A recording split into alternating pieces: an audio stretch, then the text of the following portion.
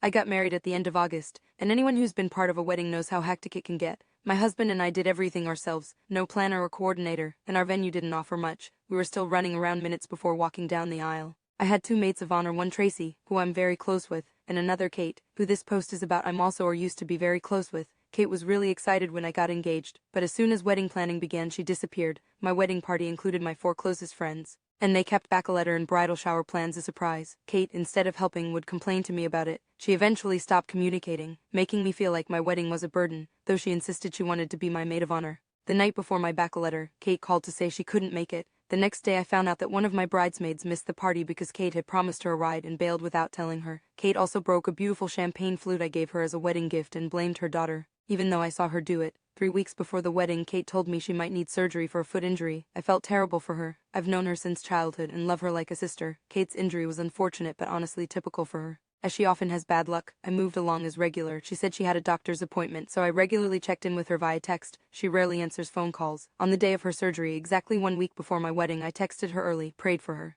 and checked in. We exchanged a few messages and spoke on the phone, but I couldn't visit because I don't drive, and my husband was busy helping with wedding prep even while he was at work. I didn't want to burden him further. I was surprised Cate showed up to the wedding despite her injury. Her daughter, who was a flower girl, most likely influenced her decision to come, which I was very happy for. We didn't get a chance to talk much during the reception, but I caught her on her way out and hugged and thanked her for coming and gave her a bottle of champagne. After the wedding we went on a mini moon. When I got back I reached out to Cate, but she cancelled our plans to meet, saying she had other commitments. Then she seemed short with me over text, asked if she was upset, and she sent a message saying she was disappointed I hadn't visited her after her surgery and felt I could have made time to stop by for just 10 minutes. I apologized and explained that with everything going on I couldn't visit, but I thought of her and stayed in touch. I now wonder, just because I didn't visit in person, am I the asshole? My husband, mom, and one bridesmaids all think I'm not, but I want an unbiased opinion. Am I the asshole? Update: I texted her, knowing she prefers messages to phone calls, and said I noticed she hasn't seemed to want to talk much lately but that I'd be here whenever she's ready. She replied, apologizing and explaining that she needs space to heal and recover from her injury and that we would talk soon.